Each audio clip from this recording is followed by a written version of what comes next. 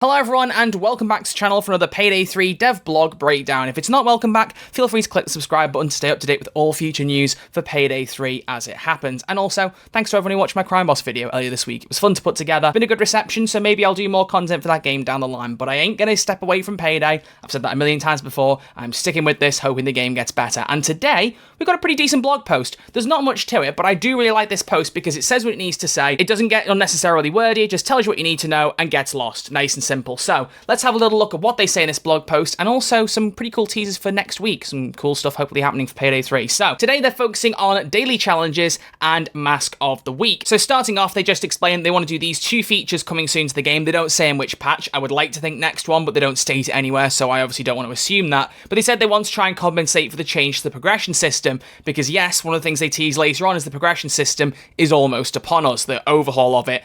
Thankfully, finally coming. And because of that, they want to have some things that give you early unlocks basically in the game. So they're adding daily challenges, so you've got something to do to earn rewards every day, and also the Mask of the Week, so you've got some more early unlocks. Daily activities will update once a day, every day, with a randomized set of objectives, such as getting away with a certain number of bags, using a gadget several times, or hitting other goals for both loud and stealth objectives. They hope it'll encourage people to try new playstyles, loadouts, or heists they don't always play, and you will get infamy points and C-stacks as the rewards. They want to try and avoid the analysis paralysis idea of loading up the game and not knowing what to play. Something I talked about a bit in the Crime Boss video, which is something you always want to avoid, especially in heisting games, or just games in general where there's a lot of missions and you don't really know what to do. I know in Payday 3, there's not a lot of missions, but you may have played them quite a lot and don't really know which one to pick. So honestly, really like this feature. It's a good way to encourage people to try new playstyles. I've talked before about how certain skill change and things like that haven't been the right way to do it, and how I don't feel like the loud modifiers were a good way to encourage that. This is a good way to encourage it, and I really like it. So I think it's a perfectly good execution. Obviously, I want to see what the challenges look like, but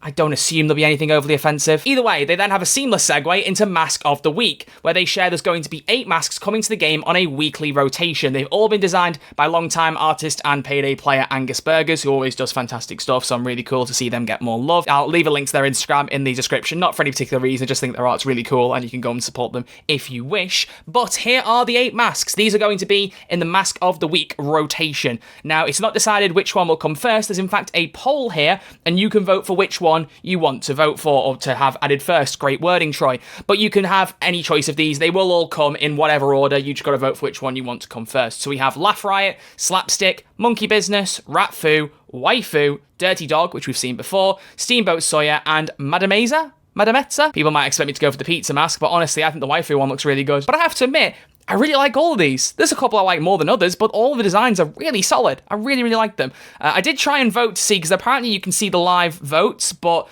Oh, there we go. Exactly what I thought. Okay, this blog post has been up for maybe 20 minutes, so this obviously could change, but I knew Waifu would end up winning. I knew it would. If it doesn't, I'll be sorely surprised, but there's 7 days for the vote to happen. Now, it says that there's 8 brand new premium quality masks. They're all customizable. You can purchase every mask more than once. Fab. Good. Each purchase includes a mask slot, so you don't have to buy a new mask slot, it will come with the mask, so that's good. And each mask is available at discounted price for 1 week. It will then go on sale a second time within the same rotation to ensure you have another chance to get it at a discounted price, and then it'll be removed from the rotation. But after all masks have been on sale twice, they'll be available at their usual full price from the mask vendor. Once this collection of masks is fully cycled twice, they'll expand the offering further. So, the way I'm reading that, and if I'm wrong at all, please feel free to clarify, is that over the course of the next 16 weeks, once these start dropping, you'll get 1 mask every week you can buy at a discounted price. Once that week ends, that mask won't come back for another 8 weeks, while the other 7 have chance to cycle. Once they've all been through twice, you can buy all of them afterwards. They may obviously put them back up in the rotation at some point if they do more than one thing in rotation, but you will only have 2 chances. I do wonder if once a week is a little slow for just 1 mask. That's just me being a bit nitpicky. I don't really hate it. I just wonder about the momentum and having more reasons to bring people back. I've said before that I'm a big Fortnite player. I do like that, you know, every day or couple of days I'll just log in and go, what's new in the shop? Even if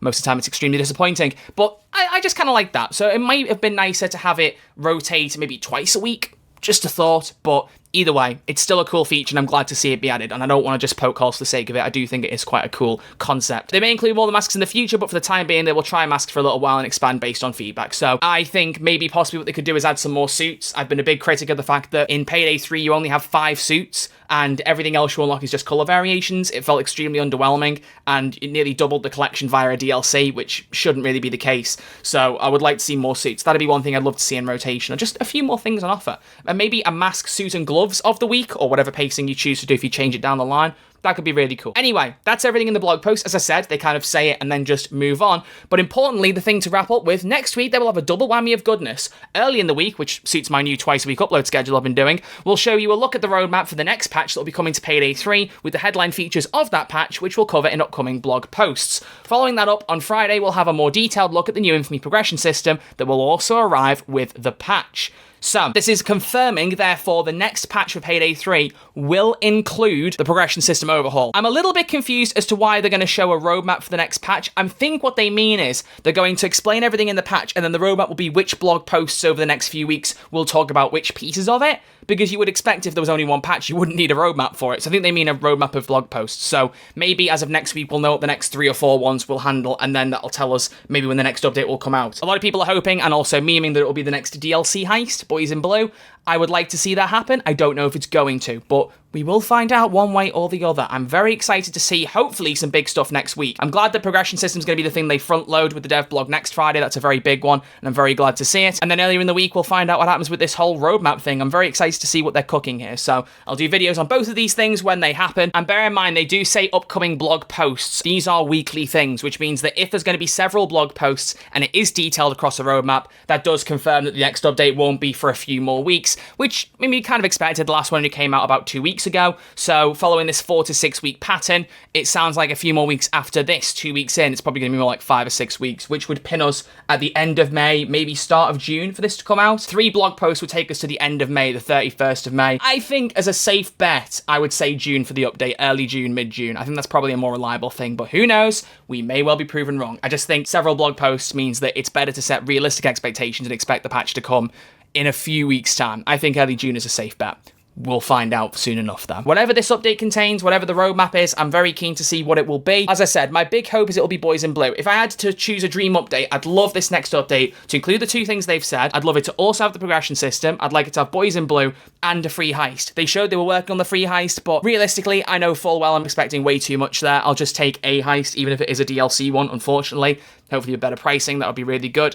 But I just feel like the one thing this game needs most, more than anything right now, is a patch that will bring back old and new players. As I've said a few times recently, all the updates recently have added good stuff, but aren't there enough to bring people back so much as when you come back in 6-12 months, you'll go, oh wow, everything's so much better, which ironically is exactly what I did with Crime Boss earlier this week. So I want there to be a big update that will just go to everyone, whether you're new, old, whether you've been waiting for big things, this is the thing you've been waiting for. And if they're having a roadmap and they're leading with progression systems, am I getting a bit too keen and hoping this is a big one? Maybe, but look, man, I'm tired of being negative. I want to have some optimism for a change. I really, really do.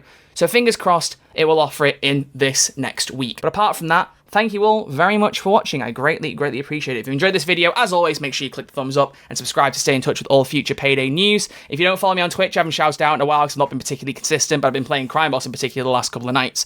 And I think very soon I will step back into proper Payday 3 streaming, especially if we're starting to get up to a big update, which I have a funny feeling this might finally be the one that I'm waiting for, something that adds some proper content and really hooks people back in. Fingers crossed. But feel free to go follow me at twitch.tv/RedArcherLive if you want to support other content beyond YouTube. Links to everything else, Discord server and all that stuff are in the description as per usual. I will see you all next time with another video. So as I said, 2 next week now, 1 on this roadmap and 1 on the dev blog for the progression system. So until then, thank you all for watching. See you all in the next video. Have a good weekend. Take care.